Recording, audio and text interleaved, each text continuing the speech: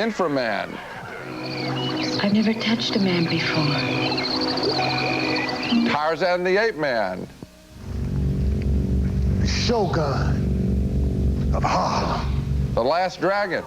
What do these films have in common? Well, frankly, we're almost embarrassed to admit we like them. We call them guilty pleasures, films that have elements that we normally might scorn, like slasher films, teenage fun in the sun pictures, that kind of stuff. But we got to admit that these films did have elements that got under our skin, and they can get under yours too, because they're available on home videotape if you've got enough guts to rent them from the guy in the store. You want this? Yes, I do. I'm Gene Siskel of the Chicago Tribune. And I'm Roger Ebert of the Chicago Sun-Times. And if anybody asks you why you wanted to rent these films, say, you don't know. Don't mention our names. My first guilty pleasure is Pee-wee's Big Adventure, a movie that came out a year ago and proved that Pee Wee Herman was more than a stand-up comedian. He represented a whole self-contained worldview. In the movie, Pee Wee lives in his own little world, which looks like the world's biggest toy department. He's an eternal optimist, and usually he's right, like here, where he wins the Tour de France bike race. But then Pee Wee loses his beloved bicycle and starts on a cross-country odyssey in search of it. 10 years ago, along the same stretch of road, in a dense fog, just like this, I saw the worst accident I ever seen. There was this sound, like a garbage truck dropped off the Empire State Building.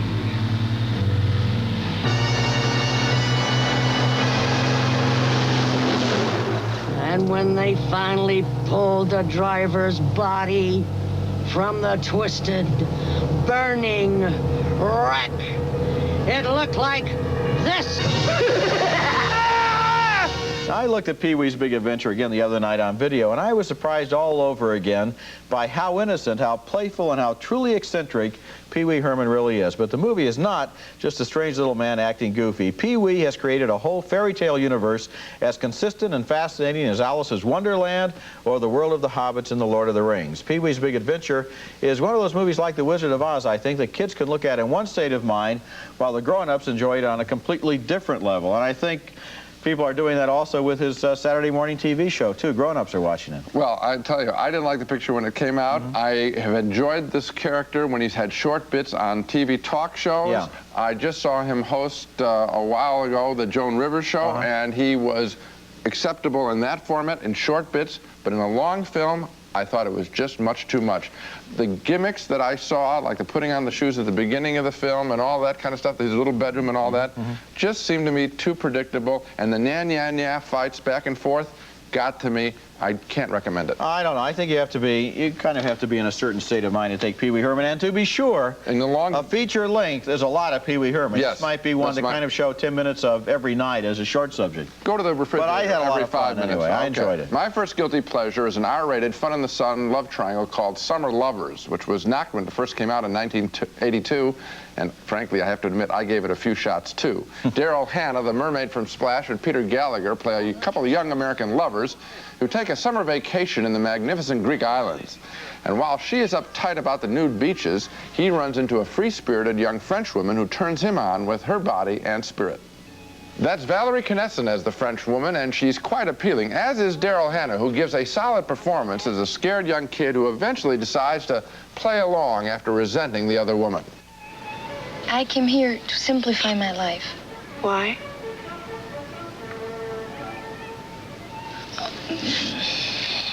C'est une longue histoire. I mean, it's a long story. I'd like to hear it. They move in together. The man now has 2 lovers, and they all have a great time at the beach. Now, why kid myself or you any longer? The film turned me on, that's obvious. The scenery is gorgeous, and if I were in college, I'd probably take my next summer vacation in the Greek islands. How's that for a real simple movie review? Summer Lovers was directed by Randall Kleiser, who made the hits Grease and Blue Lagoon, and he sure knows how to shoot pretty pictures and pretty people. And well, on that basis, I liked it. Okay, I can understand that. On the basis of a libido, sure. I like to look at Valerie Knesset, and I like to look at Daryl Hannah, right. And that was a turn on. And the Greek islands are gorgeous. The Greek islands were a turn on, too, of course. Not quite as much. You got it. Yes, okay. You have your priorities in order. The thing that I found wrong with this movie was it's basically a beach party movie with a lot of nudity and also a lot of psychoanalysis and anguish and tears and conflict and so forth. And I would have liked it better if they'd left out the psychoanalysis, the conflict, and, you wanted more had more bikinis, yes. So that's my criticism. You mean fewer bikinis? Okay, because fine. remember, they were nude beaches. Coming up next, the guilty pleasure, Tarzan the Ape Man, starring not Johnny Weissmuller, but Bo Derek. Continuing our list of guilty pleasures, films we're sort of embarrassed to admit we like, my next choice is The Last Starfighter. Yes, I know it seems like another Star Wars ripoff, and when it came out in 1984, I think it was unfairly dismissed as just another space picture, but I got into this story of a poor kid living in a trailer park who is great at playing a video game called Starfighter. And when he breaks the scoring record on the machine, his neighbors cheer, the little group goes wild, and he soon gets a visit from a mysterious man, Robert Preston, driving a souped-up car. Who are you? Centauri's the name. I invented Starfighter, which is why I'm here. It is? It is. We have to talk about a matter of utmost importance. Step into my office. Eventually, the car turns into a spaceship, and the young man is taken to a planet that is under attack by a mean guy named Zur. Zur? Yes, Father. Your mighty frontier grows weaker by the moment. Of course, there's a space battle, and of course the kid wins with the help of an alien creature. But what makes the film really fun is that it doesn't stop at that predictable moment. The film continues by bringing him back home. This surprised me. He comes back home in a spaceship to try to bring along the girl he loves for more adventures. Alex. Is it you? I mean, is it really you? That's a good kiss, and you don't know whether she's going to join him up in space. I love the great design of the picture, great hardware, nifty trailer park, and a world full of bright characters and joyful performances. It's not Star Wars, but it's very good entertainment. I'd rent this one. Well, I enjoyed it. Kinda. I enjoyed Robert Preston's performance. He's wonderful. Lot. You know, We Got Trouble Right Here in the Galaxy. Exactly. He's doing the Music Man in outer space. Yes. And the special effects were fun. This movie didn't have the spark of inspiration, the real kind of over-the-top feeling that the Star Wars pictures have had, and it was kind of disappointing for that reason. But I think for people who have seen Star Wars over and over and over again, this is a real good one to move on to. Of all the imitators, this is the best one. Okay, my next movie, my next guilty pleasure is Tarzan the Ape Man, the 1981 Bo Derek version, which was completely willing to answer the age-old question, what really did go on in the jungle between Tarzan and Jane? In the movie, Richard Harris plays an explorer who wants to capture the legendary ape man and bring him back to civilization as a trophy. Bo Derek is Harris's daughter, and from the moment she first lays eyes on Tarzan, it's love at first sight.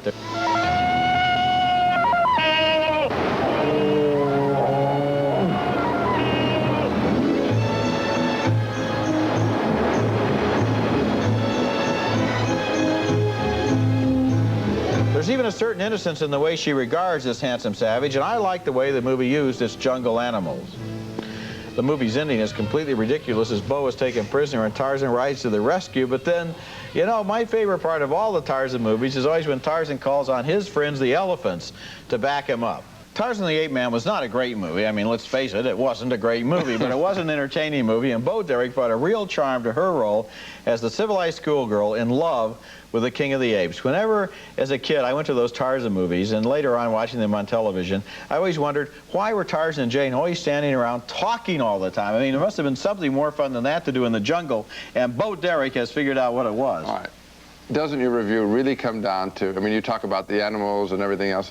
I mean, you get to see Bo Derek, a lot of Bo Derek. Isn't that really why you like the picture? Or to put it another way, Tarzan of the Apes is the Blue Lagoon with elephants. Yes. Okay. In other I mean, words, yes. And that's why I didn't like Summer Lovers, was that they had too much talk, and they should have just forgotten to talk, moved to the jungle, and had Tarzan as the guy. You see Summer Lovers again, and I think you'll find that there are two beautiful women as opposed to one. Essentially, what we're saying is almost, it's great to look at Bo Derek, and the animals were cute. I got Greece going for me in my other one. The islands of Greece in this. You got the jungle. I mean, we're not totally perverted. I mean, we like nature, too. Coming up next, a wild kung fu movie featuring a karate kid squaring off against comical mobsters, including a video game shop owner and a dude who calls himself the Shogun of Harlem. The Shogun is back on the scene, and the Shogun is the master. This is picking 4 guilty pleasures, movies on video that we're almost ashamed to admit we liked. And my next guilty pleasure is named The Entity, a 1983 movie starring Barbara Hershey in a great performance in an interesting role as a single mother who is attacked by a poltergeist. She lives a fairly ordinary life until one day a powerful, unseen presence attacks her in her own home, throwing her around and breaking up the furniture. She goes to a psychiatrist played by Ron Silver, but he doesn't believe her story. He thinks she's having hysterical hallucinations. Do you think these things really exist in there? I'm not stupid. I didn't say you were stupid, but why do you think these people saw these things, huh? What do you think? Why do you think they saw them? Huh? Can you take a guess? Do you know why? Because it was a way of expressing something that was frightening to them. Has nothing to do with Wait me. a second, Caller, it has a lot to do with you. It has nothing to do with me. Oh, no, it has a lot to do with you. It has an awful lot to do with you. These ghosts and demons were only ideas, but people saw them. Meanwhile, parapsychologists at the local university do believe her story, and they set a trap for the evil spirit, a mock-up of Hershey's house where she will be the bait and liquid hydrogen will be used to freeze the spirit in midair. Sure, the ending is a little ridiculous. I mean, how serious can you be while you're trying to freeze a poltergeist in midair with liquid hydrogen? But what impressed me about The Entity was how intelligently and powerfully it treated its real subject, which is a woman trying to convince a know-it-all expert that she is not imagining things. She really is having these experiences. After Barbara Hershey appeared in Hannah and Her Sisters, everybody said, gee, she's been a great actress all along. If they had looked at the performance in The Entity instead of just thinking of it as a horror movie, they might have figured that out a few years earlier. The only objection I had to the film was, and I think in your light reading about and talking about, people ought to know that we see her being raped, I mean, in her fantasy or whatever is going on, and she's thrown around quite brutally, and it is quite violent and it's R-rated and properly so. This is rough stuff early on in the picture. What is interesting to me about the film is the performance by this Ron Silver as the shrink, and her scenes with him play very real. I think if they had toned down some of the violence in the film, I think it would have been much more acceptable. Well, this film is not just an exploitation film. No, it is not. They really are trying to get into this conflict here between what the woman knows to be real. And in a way, if you want to look at it, the horror film symbolizes women themselves who have been assaulted and who can't get other people to believe they've really been assaulted. Often the male establishment won't believe them. And this is kind of taking that same theme and putting it into a horror film. I'm just saying the camera really lingers on those shots. Cut a little bit out of it, and you got a terrific film. My next guilty pleasure is one of the most tightly packed pieces of movie entertainment I've seen in a long time. The title is The Last Dragon, and it delivers a comic action story about a young karate student who wants to become a Zen master, but is lacking the required inner glow, says his teacher. Come, Leroy. Get up. What you seek is not written on the floor. To get the glow, he finds himself in combat against 2 gangs, one led by a wild character named Shonuff, the Shogun of Harlem, who thinks nothing of interrupting a Bruce Lee movie. I've been waiting a long time for this, Leroy. I am sick of hearing these bull Superman stories about the Wassa legendary Bruce Leroy catching bullets with his teeth. The kid's nickname is Bruce Leroy, and he runs into a battle with an evil video game king named Eddie Arcadia, who keeps a tank full of killer piranhas in his office. Eddie's problem is that he wants to have a music video of his dumb girlfriend played on a popular TV show. The show is hosted by a beautiful video jockey played by the singer known as Vanity. From then on, it's boy meets girl and boy defends girl, followed by a battle to the finish between Bruce Leroy and the Shogun of Harlem. They both have the glow this time. I'm a sucker for glowing fingers. That Roger, I see glowing fingers in the movie, I tend to like the movie. You even liked E.T. for that reason, didn't you? Exactly. Right. I enjoyed the music, just one finger. That's how much I like it. And this one you get 20. 20 times. 10, I think. No, 2 men, Roger. 2 men. 20. Can you imagine the ads? 20 times the entertainment value of E.T. I enjoyed the music in the film, the comedy. I enjoyed the actor known as Timac as Bruce Leroy, and Vanity is magic on the screen. A lot of people would never admit to liking a kung fu film, but this one has a sense of humor about itself and is solid entertainment. The Last Dragon. It was a big budget movie. It was made by Barry Gordy out of Detroit, the Motown people, and Vanity is terrific in the movie. Yep. The problem I had with it were all of those gangsters, the Video King guys, the stereotype movie Italians that kept running in and just really basically destroying the entire pacing of the movie. But that's a small part. This film is jam-packed with entertainment. Not nearly small enough. Coming up next, the mutant men are in revolt and Prince's dragon mom is on the attack. Only Inframan can save the day.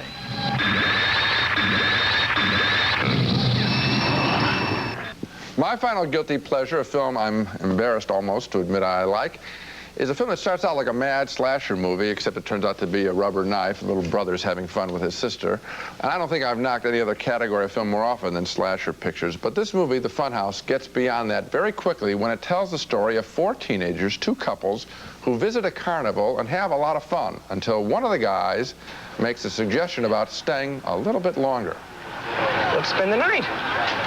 What? In the Funhouse. Crazy. Beneath the funhouse floor, they spot a troubled, disfigured boy who hides behind a Frankenstein mask, and he seeks love from a fortune teller. Not enough. Eventually, the bad guys who run the carnival discover the kids, and there is a chase in the funhouse itself. This picture was directed by Tobe Hooper of Texas Chainsaw Massacre fame, and he's quite stylish here. I'm also a sucker for films set in carnivals. I like that film with Gary Busey a while back called Carney. They always seem so creepy, carnivals do, around the edges, and the terror is really inherent in Funhouse in its beautiful setting. Funhouse is rated R, and it's not for kids because the violence does get quite bold at the end, but I still like it. It's a worthy film, well directed. Of course, the irony about a lot of these R-rated films is that on video, we might as well admit this, they are rented by kids, and they are seen by kids anyway. Yeah. And this one is not as extreme as The Entity, but it has. No. The thing about it is, though, it came out at the time when we had all the dead teenager movies, which essentially just consisted of a lot of teenagers being killed. Yes. This one was somebody who had a story that he wanted to make in a world he wanted to set it in, and that made it more interesting than most of them. And he also has a tragic killer at the end. That poor disfigured boy under the Frankenstein mask. I mean, we feel for the guy. Well, I felt for movie characters more deeply in my career. Yes. My final guilty pleasure is one of the silliest and goofiest and most ridiculous Hong Kong monster movies that has probably ever been made. It's a 1976 movie called Inframan, and it begins with an incredible chain of events as the civilized world is attacked by mutant men from the center of the earth. The mutants are controlled by a sadistic high priestess known as Prince's Dragon Mom. Either surrender to me or I'll destroy all humans. I've spoken. It's all the warning you're going to get from me. You'll be destroyed. The mutant men look like they were assembled at the local plumbing factory. They have octopus arms and they leap around squealing with alarm. To meet the threat, the scientists create Inframan, a superhuman combination of brains, muscles, and built-in computer chips.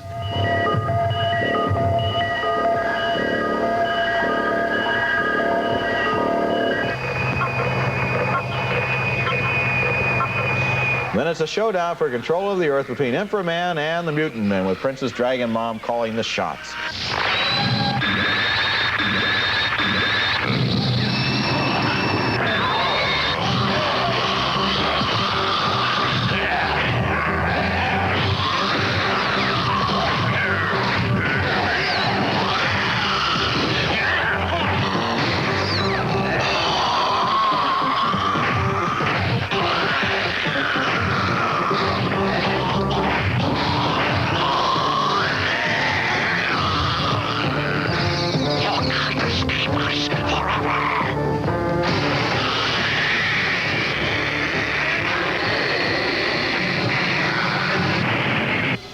When I was watching Inframan for the first time, I knew I was seeing some kind of berserk masterpiece. And when Prince's Dragon Mom appeared, that's such a great character name, I knew I really had something special on my hands here. This is the kind of movie that happens when the lunatics take over the studio. I have no idea how or why Inframan was made, but there's never been another movie like it, and that may be a good thing. This is the perfect movie to watch on one of those occasions when you don't have a single thought in your head and you like it that way. Actually, I think there was a film similar to it called Ultraman. But anyway, rip-off, probably. Yeah, no, I think that one came first. But here's the point. You talked about this film for a long time. I never saw it. I screened it last night, and I must admit, it is ridiculous. And what I like about it is, first of all, the way Inframan gets his laser beams. I like laser beams, too. He has to go like that to shoot the laser. He just can't go like this. The other thing is, when he first comes on the screen, he always has to do 4 flips. Yes, every time. 4 flips first time. Why? And then one more thing. And when if people are shooting at you, what would you do? Run for cover or do 4 flips? Okay, one last quote that I love from the movie. The guy says, 10,000 people have been killed. And the scientist says, oh. I thought that was good. Yeah, that's a nice moment.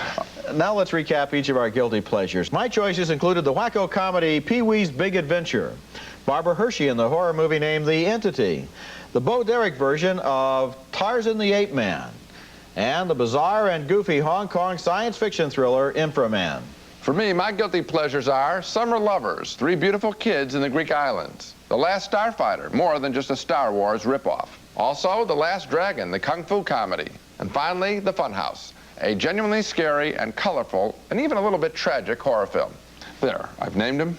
I feel better already. And if you feel guilty when you rent these films, you can always say, I'm just renting these for a friend who doesn't have any taste. That's it for this week. Next time we'll be back with reviews of 4 new summer movies, including 2 of the biggest, Beverly Hills Cop 2 with Eddie Murphy and Ishtar with Warren Beatty and Dustin Hoffman. That's next week, and until then, the balcony is closed.